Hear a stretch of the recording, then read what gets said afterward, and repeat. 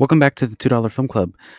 As you may be aware, the new Conjuring film, The Conjuring Last Rites, came out over the weekend, and it is apparently doing major box office numbers.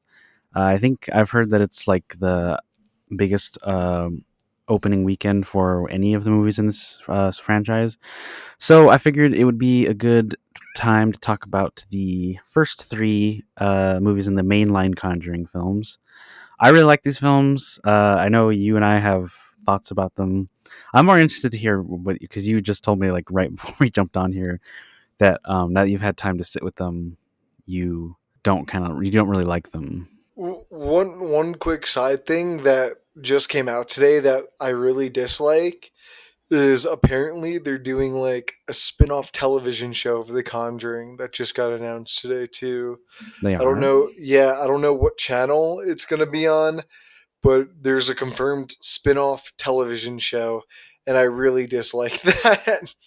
There's something about it. Unless I really hope I got trolled or something. Hmm, that's interesting. It looks like it's been in development since May 2021.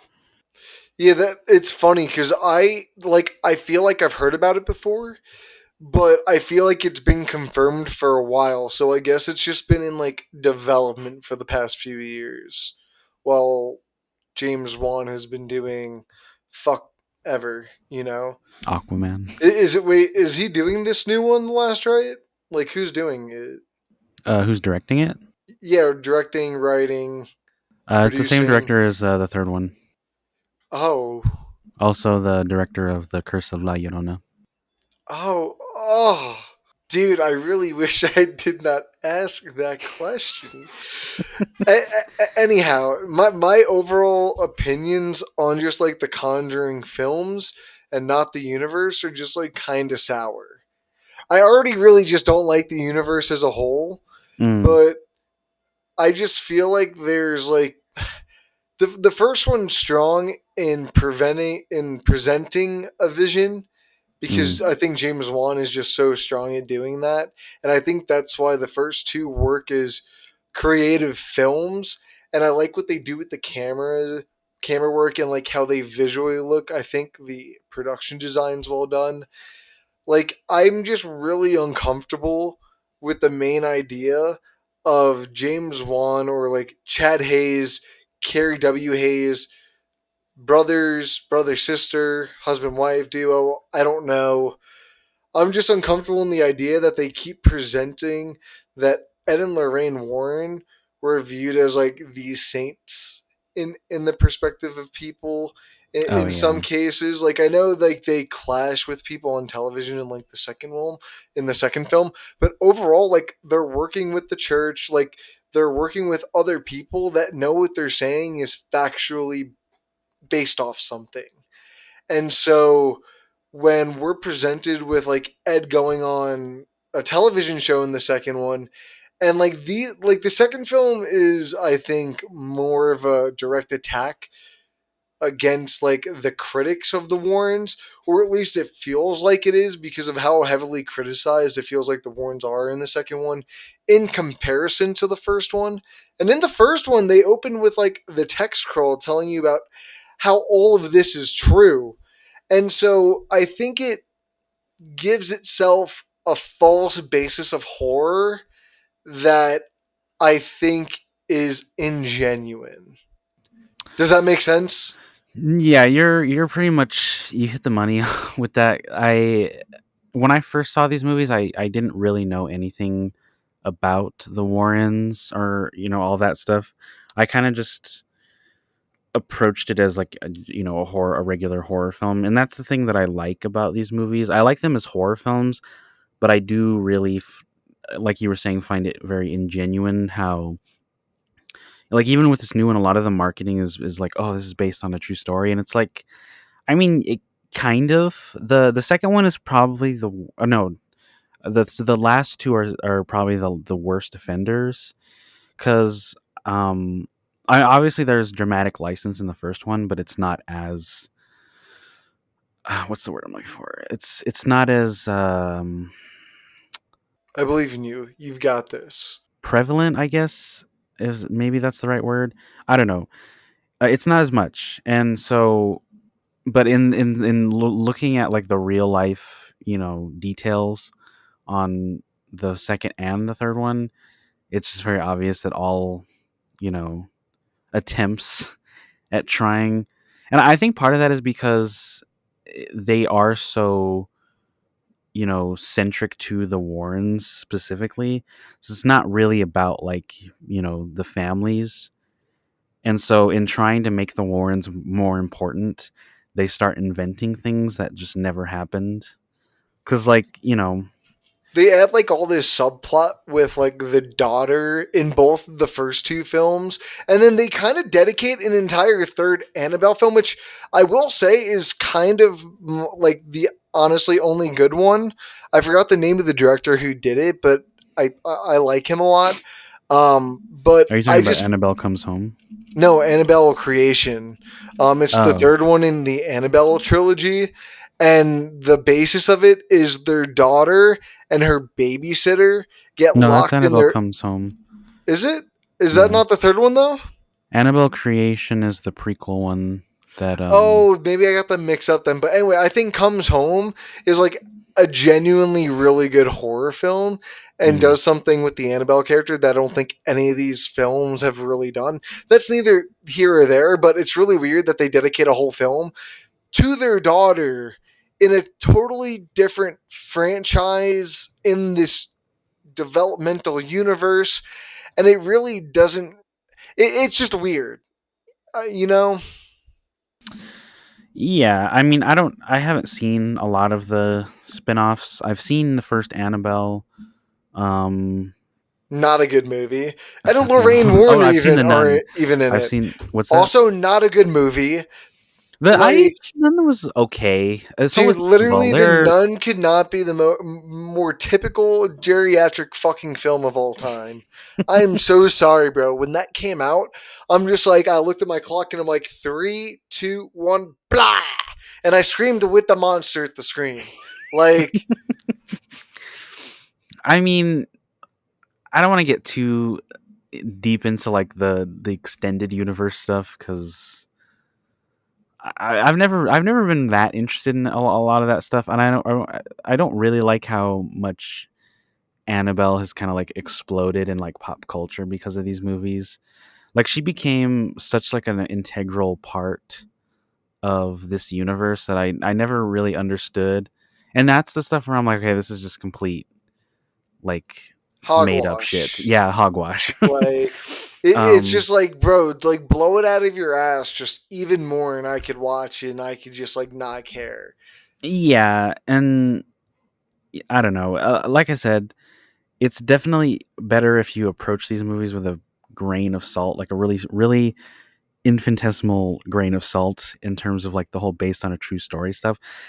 The problem that I have with a lot of movies that have that tagline on them is They most of the time stretch what it's, like based on the truth means. yeah, for me it feels more truthful to say like, oh, these are inspired by real events, but it's not really based in any or like factual. accounted events, like something like that, Yeah, where it's stated that someone has said this about something happening, but there's no like what they say in these, like in the second one where it's just like we have no photos.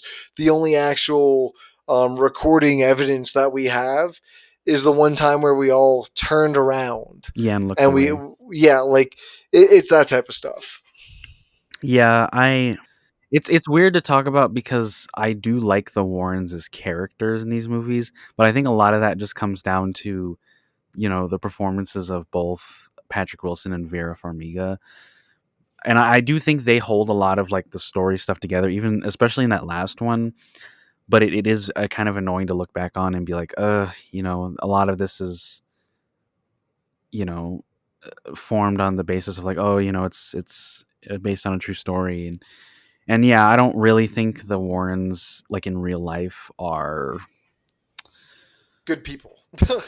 Yeah, like very. I don't think they're honest. And I even looking into like because I think in like 2017 or something, some woman came out and said that she was in a extramarital affair with Ed, right? Ed, and it started when she was like 15 and he was 27 or whatnot. And I Yeah. think Lorraine's like said to the filmmakers like, you can't portray us in that kind of light, and that's very, sketch. Well, that's the weird part about all this is the fact that she was involved with all this. And Yeah. so that makes me scratch my head because the more I don't want to say you have to like do research or anything, but the more I feel like you know about this movie, the more it kind of ruins it because the idea that Lorraine Warren was the person who was kind of supervising how her and her husband were portrayed in the film just kind of Hmm. seems to me this is how she wants herself and her husband to be viewed by everybody. And Yeah. like who are two people you get that can kind of portray that? Patrick Wilson and Vera Farmiga, because let's be real, neither one of them look like the two actors, Oh and yeah. neither one of them act like the two actors. So that is my issue. If you watch like any actual footage of interviews of Ed and Lorraine Warren from those times, like just a few seconds, like totally different people, and Yeah. that's where I struggle a lot with this because it is also James Wan. I feel like he's the source of like all this originality. And because I'm pretty sure he produced this as well outside of directing it, right? He has some other association with it. I mean, I know he became a producer as the In the franchise second went one, on, but I don't think he was a producer on this one. okay, I thought he was a producer starting off in this first one. Maybe it was the second one he started off in as producer because Yeah, I think he's a producer on the next one. maybe it feels like that's more of the reason is he had less say in this first one, and then by the time he could have to say, it was kind of already cemented in say. You know, Mm. let's talk about the first one though. My Yeah. outside of like my issues with the story and like the basis of it's like founded on. Mhm. This is where I come to gripes with liking the second one over the first one a little bit more is they're two tonally kind of different films where I think the family and the build up in Conjuring 2 is much stronger in the way it's built up in the first one. And I like the family dynamics in the second one more than the first one, with it being a single mother taking care of five children in like England. I like that setting much more than like Connecticut because I don't know Yeah. if I've ever told you this. So my family grew like I grew up around Amityville. Mm. So if anyone doesn't know, the Warrens are infamous for covering like the Amityville horrors, like the films you could go watch. Those cases they were the quote unquote lead investigators on. And so I Were grew they up though? with I could like, have swore that they weren't really that involved in it though. well, that's the thing. There's conflicting reports on that. And that said about, we'll get into it with the second one. In Yeah, the that second one, yeah. movie, All of that's they horseshit. had all of that is horseshit. None of that is true. As far as I I'm know why that is aware, too. all they did was X to come like in the beginning when they're X to come. Imagine if they just said no in the beginning of the film and that was it. That's what happened in real life with the second film. Um, but I just think I think there's something about taking away the male figure authoritative role in that family dynamic that I think makes Ed and Lorraine coming feel more important. Like I feel Yeah. like the wife in the second one or the mother in the second one feels a lot more helpless, where the mother in the first one feels like she has a lot more support around her, and it doesn't feel dire that if Ed and Lorraine comes to them, like I don't know if that's something that I just feel, but I don't feel like the family was like that strong, and I didn't really care about them too much outside of the mom herself. The father was just kind of this yes man figure, like, oh man, my wife's hurt, someone help. Oh no, Martha, let me help. He's just like this guy on the side saying these things to act like a progressive character when he's just in this stalemate this whole time. He doesn't really add anything to the story. He's really just kind of there for the climax to be like, oh, you have to come back and help. You love your children. You love them. And it really feels like anyone could have done that. That wasn't the father, i.e., the children. Um, so that's my argument on that. I just don't think the characters outside of Ed and Lorraine are that strong in the first film, but I like the style. Yeah, I agree. I think on rewatches it's a little more difficult because there's about an hour of non Ed and Lorraine stuff going on, and I don't hate that structure because it works really well in both movies. I feel, and it's largely missing from the third one, but I do agree that you know I think some of the acting can be a little hammy is probably not the right word, but you know what I mean. Like it kind of comes off as not very. It's just like kind of meh, whatever. Yeah, it's just and I feel like some of that's just the way that they're written. Um, and yeah, I think in the next one, a lot of the kids have more personality with almost less screen time. Um, I mean, not including Janet, but like her siblings. And so I think that's kind of why I kind of gravitate towards the Conjuring 2 story wise a lot more. But that being said, I do really like the way that this one is shot. I feel like it's very reminiscent of like actual 70s horror films. It does kind of have like an indie kind of feel to it, despite being more like a Hollywood film. I think it had, oh, I mean, it was a $20 million budget film, but I mean, that's still kind of a lot. I mean, it's relatively one location, in the middle of the woods. Yeah, but I think it makes the most of that setting as well as the time spent away from the house, like with Ed and Lorraine stuff. Um, I Yeah, do you really can. like the opening though. That's the thing. It opens to a really interesting world, and then I think, yeah, dude, this is all just bullshit. You know what I mean? That's Well, I my mean that problem. aside, like as like as like a horror setup, I think Yeah, that scene is really good at introducing the characters of the Warrens. And I like how we don't really see them until like halfway through the scene, and it's just all about building up the momentum of like, oh, this is not you know a haunted doll. It's like a fucking demon or whatever. it's an entity that just like moves the doll to make it seem like it's possessed to fuck with the person. Yeah, I love all of that, and I really wish this was the only film where Annabelle was in it, because I honestly really think it's the only film that uses her effectively because it's just so minimal in her screen time. Yeah, no, her being like the opening shot is like one of my favorite opening shots in like a horror movie too, with her eye in the left side of the frame. I think it's super visually interesting, and like you were saying, this is just super reminiscent of like that '70s horror aesthetic that I think lends really well to this. And I think James Wan does a really interesting style in the first one that you don't see so much in the second one, but it's that handheld when like, Yeah, dude, the third act in the first one I found much better than the third act in the second one. And I think it being handheld is part of it. Like once everyone's starting to get dragged around at the end of the first one, and like the camera's just whipping all over the place as things are just being just punched all around. Someone's being tripped and dragged, pulled by the hair.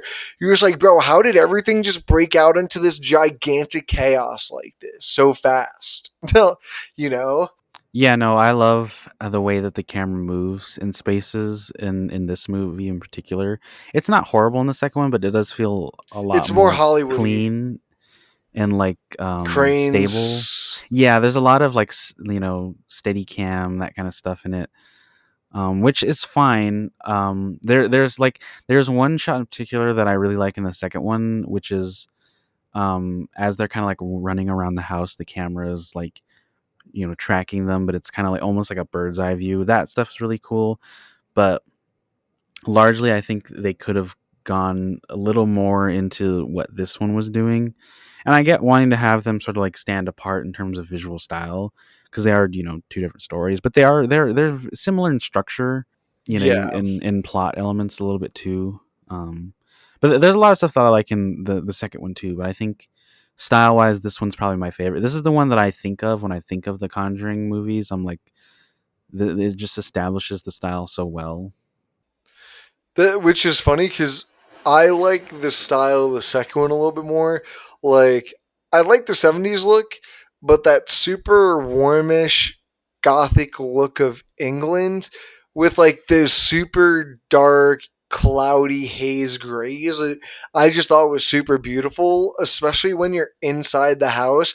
I thought it made that setting way more frightening. Like, especially when in the second one Ed is talking to, I think the ghost name's Bill, and Oh yeah, it's, when they're turning dude, away. such a good fucking scene that just holds on I know it's Patrick one shot. Wilson's face. It's one It's shot, one take. and I'm always amazed because I never noticed the transition between the little girl and Oh Bill yeah, yeah. behind him. And that I love is that. such a haunting moment that I can never get over in that second one. And I think the second one does better at those type of moments than the first one does, because I think the first one relies just a little too heavily on the jump scare, which is why I think pushes me That's fair. away a little bit. I'm just, I'm not. This is my thing. I'm not like super against jump scares. I just don't think people use them effectively, and they use them way too much in between. If that makes sense, like a Mm, jump scare here and there to like breathe things up, to like break up the tension in different ways, I think is good. But if that's the only thing you're doing to break up tension, which I feel like the first one kind of does, that's when it kind of feels like it gets old to a certain point. mm.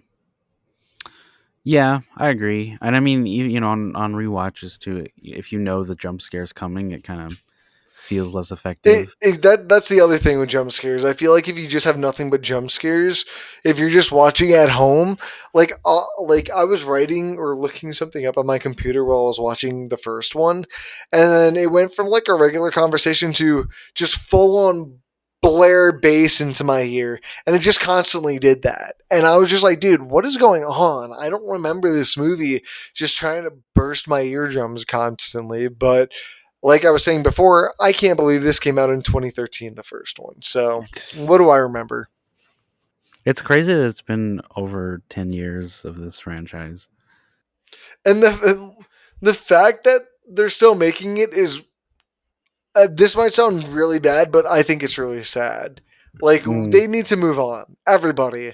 I know they said that this is the last one, but just like I mean, I think this is the the last in the Insidious. main Yeah, entries. they said that about the third one too. They also said that about like the Did second they? Insidious film, and then they're on like Insidious 5, bro. So, Yeah, but does that count though? The yeah, they're Insidious? all James Wan involved esque projects. Look at Saw, bro. Why do you think they? I mean, you haven't watched it, but bro, they killed John Kramer in the third one. Like, Oh yeah, I remember you telling me. I why? mean, I don't know. And there's I 11. feel like everyone involved is kind of like. I mean, 'cause there's only so much for Patrick Wilson and Vera Farmiga to do in these movies now. And I think they're running out of, like, in terms of like the timeline, they've run out of things Ed and Lorraine involved. Well, that's the Um, thing. They haven't done any. They haven't done so many notorious stories. It's like Amityville, The Crooked Man, and I already said Amityville. I'm so fried. The witch story that like this first one's based on. Like, there's only like 4 or 5, and then you got the one where it's like Devil Made Me Do It. But even the second film about the Crooked Man is all made up. Like, that's mm. only a story that they were asked to do it. Like, how much of that is a good story? I sent you the article link to their actual website of the company, or like the Oh yeah, the thing that foundation they that they founded. Yeah. founded. And every story that they had, like the big stories, were literally one sentence descriptions. Right? Like, if that doesn't tell you everything you need to know, then I don't know what to tell you. Well, I mean, I think that's the thing is that this is really the one case where they were like involved to like a bigger extent. Um, Which is funny. I don't know why they just didn't try to do an Amityville version of this. I feel like one, it probably would have made way more. I know that it's making a lot of money, or like these all made a lot of money, but I think a Conjuring Amityville film would have went hard, right? Or I think it would have been way more interesting than The Devil Made Me Do It, right? yeah, well, I mean, part of that is though when gearing up to do the second one, they ran into like a lawsuit issue because Did they? there was a guy who had he had the rights to adapt their cases into written form into like books and stuff, and he was suing or New Line and Warner Brothers because of the movies. And so while they were developing Conjuring 2, they kind of had to they didn't really have access to the wide range of case files. So there were only so many that's why that's part of the reason why so much of the Conjuring 2 is made up is because they did not have access to it because they were in the middle of that lawsuit. Interesting. But yeah, obviously they're trying to kind of follow a timeline. You know, the second one takes place, however many years after the first one. Third one takes place in like the 80s or whatever. Um, and then the fourth one is after that one. Oh my god, bro. Apparently there's also like a prequel film in the works too. I don't know why. I just got like a notification on my phone about it. Like, Your phone's listening to us. dude, literally Google's fucking Jeff Bezos, Elon Musk. Mm, Someone's listening to I me. think it's because you have an iPhone actually. That's fine. It's bro, they're all gonna be bald. They're all bald. So some bald man's watching me. Elon Musk is a receding hairline, so no matter. Um, that I didn't know about that lawsuit though. That's kind of crazy. Yeah, it's really kind of funny. Essentially, their defense was because it's based on a true story, quote unquote. You can't like own the rights to the story. Well, that was the thing that the Warrens were like super heavily criticized about too. What like so take for example the scene in the beginning of the second film when like and Lorraine are on the talk show talking about how like what they do is real. Now picture that now instead of the context of what they're doing is real, more of the context of what they're doing just to sell fake stories and sell rights for movie projects, books, etc., shit like that. And so like that's why those legal problems come into play, which they sold rights all over the place Yeah. to a bunch of their stories, which is also like a heavy reason to why it's all probably fake, right? Well, I Like mean, even after the Devil Made Me Do It trial happened, or like during that trial, they had already like arranged for a book and a movie. That was about that back in case. 1980 something or whenever that movie happened. I don't remember what the year was. That's how little I got out of that movie. What year does it take place? Yeah, 1981. And then the first one takes place in 77. What place? Wait, what time did I you thought it say was the third one? 74. Was it? I thought it was 77. 71? Was it? Yeah. 3 years later, 1971, Roger and Oh, yeah, Carolyn. 1971. And then Yeah. the second one is 1976. Okay, that's probably where I got 77 from The then. 74 is when the Amityville thing happened. And that's the one, which is weird. It's very conflicting because from what the movies are telling me, not Amityville, Annabelle got them famous. But what all the articles and what people say, Amityville is what got them famous in real life. So I find it very interesting that they stay away from Amityville when I feel like it's a very pivotal basis to who they are as people, even though they're not trying to depict who they are as real people. Does that make sense? Yeah, I mean, I feel like that's probably just down to them wanting it to stand on its own away from that story, which is probably why they only use it sparingly in that first movie. Or sorry, first movie, that second movie. Although it also could be because isn't Amityville a hoax? Wasn't that like Well, yeah, that's proven? the thing is the family was blamed for faking the possession to have the Warrens come in to like kind of get them in on it to publicize a fake Yeah, possession story to like cash in. Like that's essentially what really happened. And that's where the big criticism came from. And I think that's why they stay away from it because I they don't feel want it like it'd tied to be that. well, I think it's weird because they lie so much in regards to one story, but it feels like they really don't want to lie about something that is actually super heavily off basis and fact. you know, which I just think is kind of interesting. Yeah, I mean, like we talked about, it's all about them trying to hold on to that prized based on a true story That tagline. perceived notion of who Yeah. like Lorraine thinks they were. Well, I think it's just they're trying to you know it's about more than just Lorraine's reputation now. It's about the reputation of the franchise because I feel like that's a big part of the appeal of this is that oh, it's based on a true story. These things actually happened. Well, All that you bullshit. say that, but she gets a bigger role as the films go on.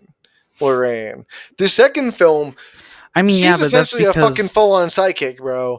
Like well, compared I to mean, that yeah. first one, so like I it I just find it interesting because I do think she has that much say because she has to give I mean, like she's dead though now, isn't she?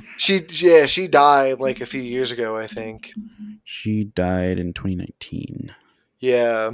I don't know. I feel like I mean, she was always kind of a major character, but I feel like I think they there's not evolve her into much. something different There's though. yeah, no, that's true. But I think that's just because they don't know what to do without making her just all powerful. I was just about to say, I just find it weird that the direction they decide to bring it in is to make her the all and powerful, like evangelical person. You know, Yeah, I mean, just like what is poor Patrick Wilson gonna do with heart failure if she's I not don't, around? I don't know, but she sees his death twice in a row.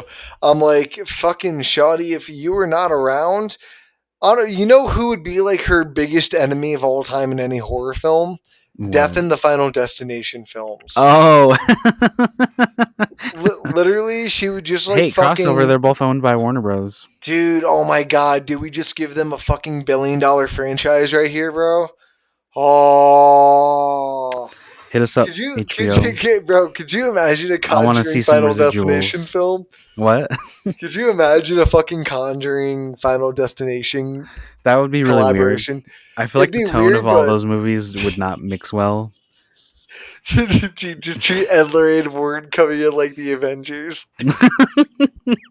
Just a super epic montage film of Lorraine walking through the door like, guys, don't worry, I'm here. I'm gonna compel this demon the fuck out of you. hmm She discovers the real name of the Of death. death. Yeah. Yeah. She figures out the demon that is death. It's actually not Satan. It's Satan's like stepbrother that's just jealous of him. Oh my god, bro, that's awful. I never want to think of that again. But yeah, what were we talking about before that? Just like the way that Lorraine is presented in the films, Oh yeah. because straight up, I'll just say it now. I really fucking do not like The Last Rite. It is not a good film. It is not a good horror film. You mean the devil made me do it? Devil Made Me Do It. Yeah, sorry. Last Rite, Devil Made Me Do It. This I don't know why they started giving them titles after Oh giving it. yeah. Like, guys, can we just say 2, 3, and 4? Like, why the fuck does it have to be The Devil Made Me Do It? I mean, I think the When reason it's called The Devil Made Me Do It is because that's kind of like the colloquial name of the case, the trial. It's Okay, known as but the devil made me do it trial. okay, do you not think The Conjuring 2 would have been cooler if it was called The Conjuring the Crooked Man? I mean, in the UK, it is actually called The Conjuring 2, the Ensfield case, That or is a sorry, kind of a The that Enfield see case. that's a sick title. See, bro, these assholes really be tripping on my balls. Like, I don't really get it. Well, I But think the only reason it is that only in the UK is because that's what people know it as, the Enfield case. That they're not going to be like, oh, yeah, let's go see the next Conjuring movie. They're like, oh, let's go see the one that but is about Enfield the one that just happened sounds here. fucking haunted, bro. Just like Amityville. Like I swear to God, Ed and Lorraine Warren just looked up places that there's like, you know what? This like Salem. Wow, bro, fucking haunted. Let's make up a story about this place. Yeah, Brookfield, Connecticut doesn't really The inspire horror, does it? I know we were on the topic of the third one, but to go back to the second one because I did just remember this.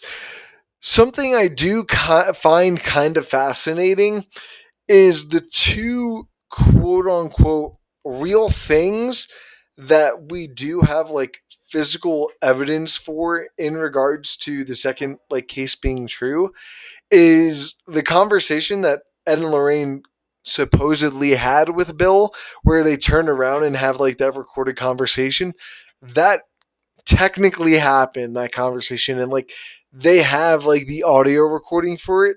And then I Yeah. don't know if you know this, but there is a famous photo that in the film I think they take Oh, for of the jumping little girl of her like or levitating, I mean. levitating in the middle. But there is a really big I don't want to say conspiracy, but like there's a big idea that it was like a giant crew working on it to help manipulate it. Like Ed and Lorraine paid people to make it look like she was levitating. Like that's how deep that shit goes.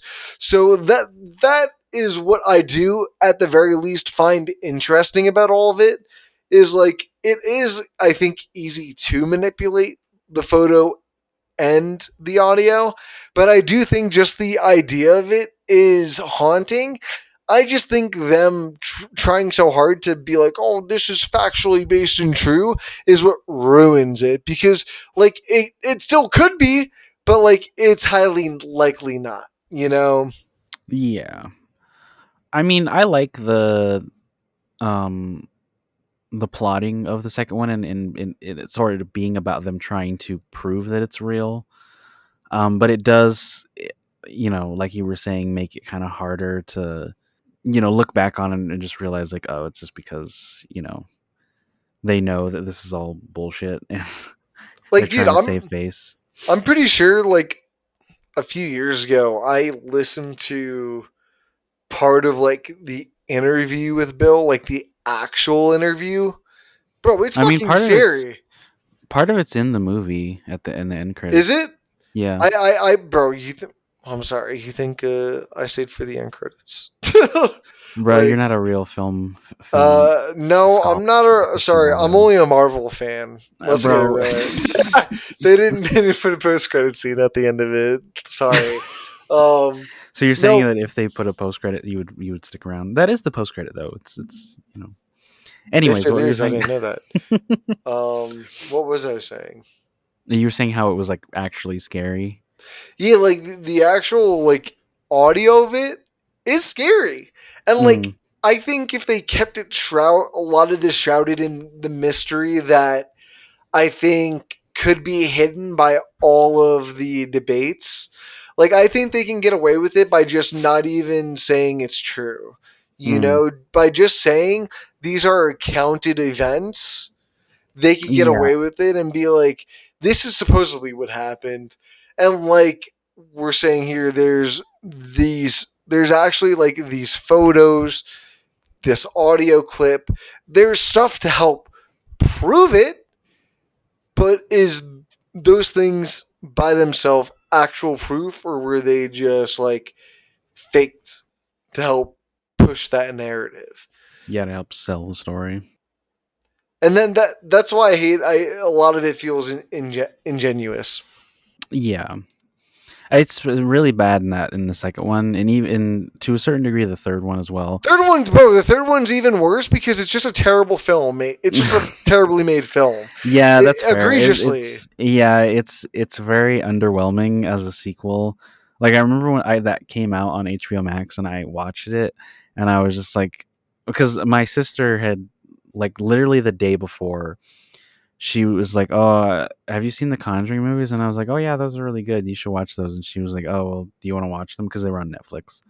And so we binged them, and then literally the following day we watched the third one, and we both kind of just looked at each other. Then we were like, that one wasn't as good.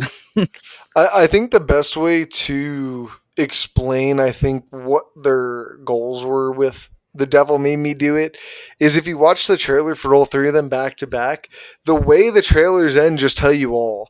The way the trailer ends for The Devil Made Me Do It has like this one singular action set piece that happens in the film with fucking Ed flying off of of some random ass fucking cliff in the middle Oh of the woods.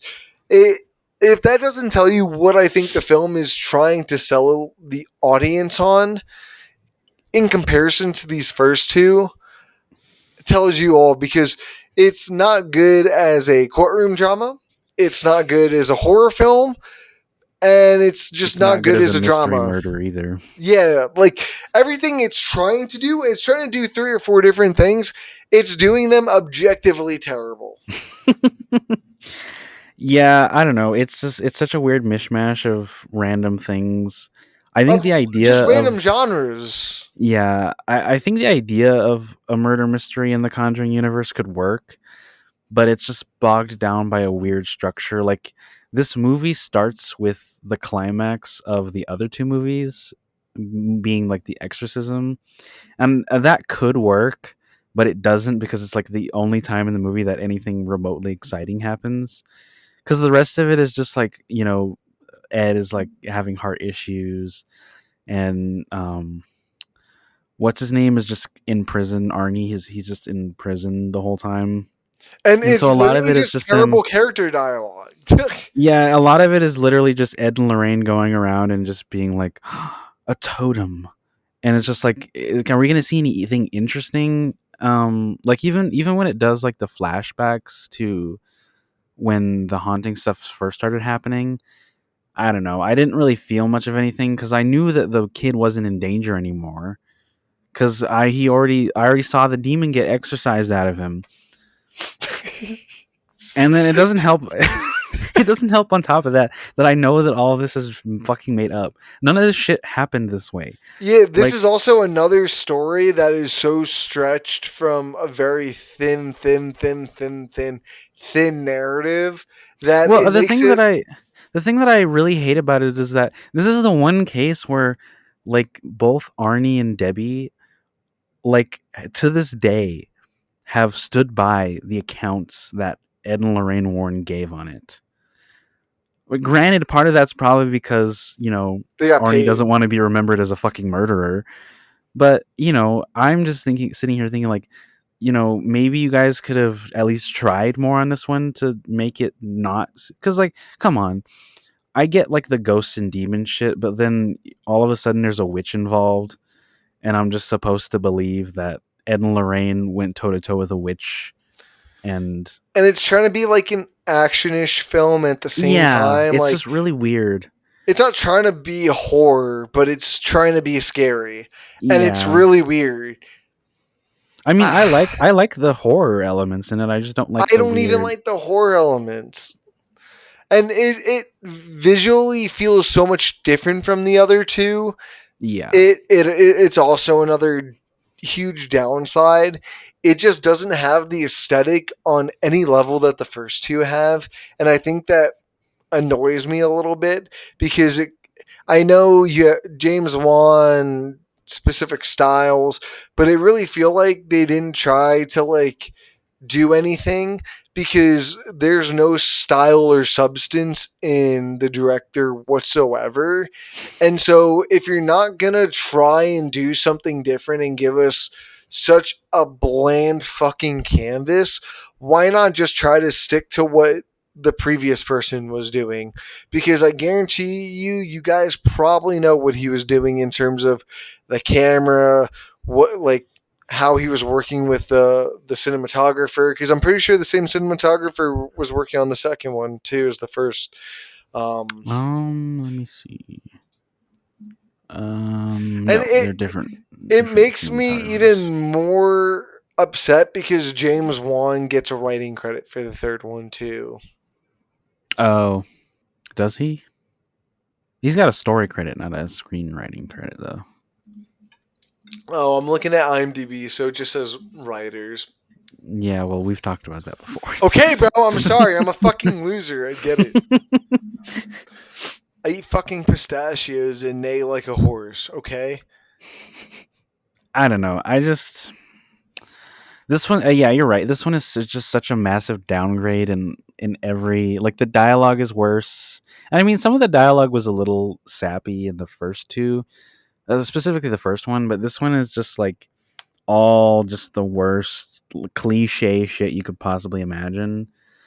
And yeah, I don't know. It doesn't.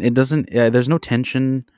I never really like even when fucking Lorraine's dangling off the cliff. I never felt like terrified or anything. And Well, the issue is, I feel like Patrick Wilson and Vera Farmiga are just kind of phoning it in for this one. Like, they feel very uninterested in doing this. well, yeah, I mean, I think part of that is just because there's nothing to the story. There's nothing in this movie that hasn't been said or done in the last two that is infinitely Better. better. Yeah, it's just I don't know. I've heard good things about their performances in this next one. Maybe So I'm because they actually hoping, fucking know it's going to be the last one. yeah. So I'm kind of hoping that it hasn't been getting great reviews, but I'm hoping that it's at least a little bit better than this movie. But I'm gonna go see that tonight, so I'll let you know. I, I, I hope it's good for your sake. I mean, I do Um, like these movies, despite some of their more I prevalent probably, and I'm obvious probably gonna flaws. try and go tomorrow. Honestly, Mm. um, I've never been able to really get into like the spin-off ones. Like Annabelle was okay. I didn't hate dude, it. It they're was a they're not good. None of them are good. Outside of Annabelle, the one I said, the one creation. no, Oh, it comes home or Comes whatever. Home is the only like solid one. I've heard good things about the creation one. Um, the Curse of La Llorona, which is the other I've never Conjuring seen film that. that what's his name directed, Michael Chavez. That one I've heard horrible things about. What are the other ones? The Nun I was okay. I haven't Again, seen the second one, but I man, that haven't first one, either. absolute dog doo doo and a half.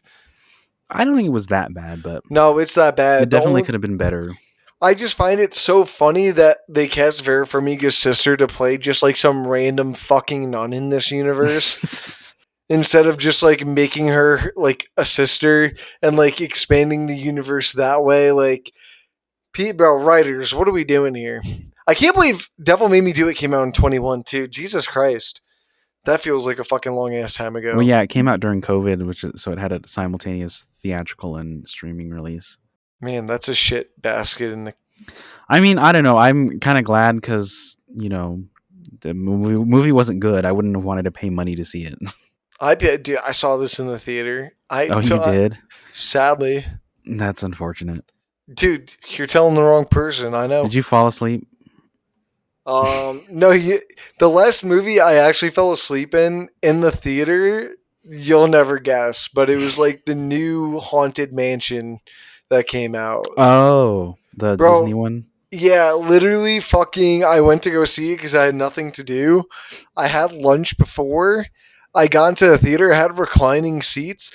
I was literally the only one in the theater. The movie's like 2 hours and 20 minutes It long. is kind of a long movie. Way too I will fucking long. I will give that to these movies. These movies are Way too about two fucking long. hours. No, The, they're the okay. first and third are 2 hours. That second one is like two and a half, bro. It's Get like out of okay, here. it's like 2 hours and 15 minutes. They're all like 15 minutes within 15 minutes on either side of 2 hours. That should be an It could illegal be crime. so much worse. Trust me, it could be so much worse. No, honestly, it was pretty bad for what it was worth. I don't know. I feel like a lot of things could be worse that were already pretty bad, and I think this is that case. You know, another thing that I really don't like about The Devil Made Me Do It in particular is No, tell me. like we were talking about the difference between like the family and The Conjuring and The Conjuring 2. The family in this horrible. Like no character Which at sucks all. because I like the sister Sarah Hook. I think she's a good actress. I've seen her. She was in like the newest season of White Lotus or last Oh, you season, mean one of the two.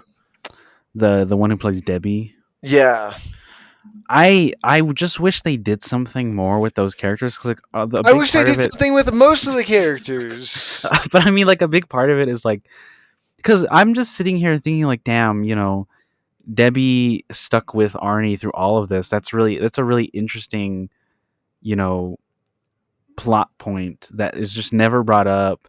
And you It's not know, really touched on. no, it's not touching. Like we focus a lot on the love between Ed and Lorraine, but you know, we don't talk about the love between Debbie and Arnie. And I felt like that was a really big missed opportunity. And we don't see them interact a lot apart from, you know, she's crying and they're holding hands or whatever. And I'm just like, none of this is interesting. Like you guys didn't try to make any of this interesting. There's something for you to work with here. And even then, like the whole idea or the whole premise of this fucking movie is I'll never understand why they decided to use this specific case because of all of them, it's probably the The least least interesting one interesting. that they've ever Like, done. Because like nothing really happens, and that's why they had to make up so much shit. Because there's just nothing to it. Like, yeah, there's an exorcism that we don't spend really any time of this movie focusing on, it's like five which minutes, is right? kind of 10 like the minutes. whole. It's kind of like the entire basis of this fucking franchise. And then all of a sudden, it's about, you know, them proving that he was possessed, but we already know as a viewer that he was possessed, and we also like Yeah, there. I don't know. There's nothing to that. they don't treat it as a mystery. They just kind of tell you, and they just keep trying to convince everyone that isn't you that Yeah, it's true, but it somehow is doing a bad job at it. yeah, and there's just not a lot of because even in looking at like the actual like court case stuff, like there's not like the whole idea of them having to prove that he was possessed never happened because the lawyer said to the judge like, oh, our defense is demonic possession, and the judge literally told them to fuck off. And so That's what I wanted them to they do with ended the up film. they ended up just going with self-defense. And they were like, you cannot bring any of this religious mumbo jumbo into this courtroom. And so yeah, it's just like there what is there to do with this story? Nothing, because nothing is remotely Interesting. interesting or related to the main premise of the entire franchise, or at least the mainline entries. Yep. Anyways, No, I think that pretty much like sums up the overall feeling for the film. It's just kind of a bland mess overall, yeah, with nothing really going for it. yeah, pretty All much. right, Leo, let's get into our final grades and wrap ups. What are we giving The Conjuring, Conjuring 2, and Conjuring The Devil Made Me Do It? Did you want to like do back and forth or? You just do all three, talk about them, and then I'll just do all three. All right. So I gave The Conjuring from 2013 a 4 out of 5. I really like that movie. My review was still gives me chills. I do like a lot of like the setup because, like I was saying earlier, the structure of the first two is really solid. You get a lot of those good, you know, horror elements even before the Warrens show up, and then once the Warrens show up, all shit breaks loose. But yeah, then for the Conjuring 2, I also gave it a 4. I always kind of go back and forth on which one I think is better. I think they're equally solid for different reasons. I think the story is a lot better, but like I said, I kind of prefer the style of the first one. And then the Conjuring, The Devil Made Me Do It, I gave it a 3. That's kind of like a tentative one. 3 is what I give films that I kind of see as like watchable. Like I'm not gonna like, you know, groan and moan if I had to watch it, but while I'm watching it, I can tell that I'm not really that interested in what's going on. Um, but that could evolve into a lesser score for me. No, I agree with you. With the first one, I think I gave it a 3.5 out of 5. I like it. I just think, like I said, with the jump scares, and I think the overall truth and facts base of what the filmmakers are trying to make us believe, just that sentiment goes for all of them. So that's just based into all of my opinions here. So I don't have to say for every film. Um, it's just dirty. It feels ingenuine, and it just makes me dislike the filmmakers more than the film a little bit. Mm, But at the same time, the first one's at least interesting. If it wasn't for James Gunn, that goes for the second one. And I think James Gunn. not James Gunn, Jesus Christ, James Wan, bro. I mean, I'm they so both made fried. DC's superhero movies, so Yes. one Uh, made infinitely better ones. But oh, dude, um, one of these days, we're gonna talk about the DCU, sorry, DCEU oh, movies. dude, I can't even We say talked about that Man of Steel, without but gagging. I but can't one even of say these those days, we're gonna words talk without about the other gagging. ones. Anyways, sorry, go ahead. You were Um, saying. I gave The Conjuring 2 a 3.5 as well, but I just find it to be overall more enjoyable as a viewing experience. Mm, Um, but I do think the third act with like the exorcism is way more well done in the first one than the second one. That's yeah, my one gripe, and I do like the stylistic tone and the like aesthetics of like older London, um, Britain in that time, and it works better for me than the first one, and that just comes down to like pure opinion and bias, I feel. But with The Conjuring, the devil unfortunately made me do it. I gave it half a star just because it's shit. 111 minutes should be illegal. I want my time, money, and literally anything else you took from me back, because I'm sure you took my soul as well, you assholes. oh my god. I got you with that one. Uh, No. Jesus. Yeah. but other than that, Leo, what are we watching next week? All right, next week we are kicking off our month full of Halloween inspired episodes, starting with our discussion on 3 of the original Universal horror classics. We will be talking about Frankenstein, The Mummy, and The Wolfman. Anyway, without further ado, thank you guys so much for checking us out. Let us know down below what you guys think of the first 3 Conjuring films. And if you're excited about the new one, if you've seen it, let us know down below. Without further ado, see you guys on the next one. Peace.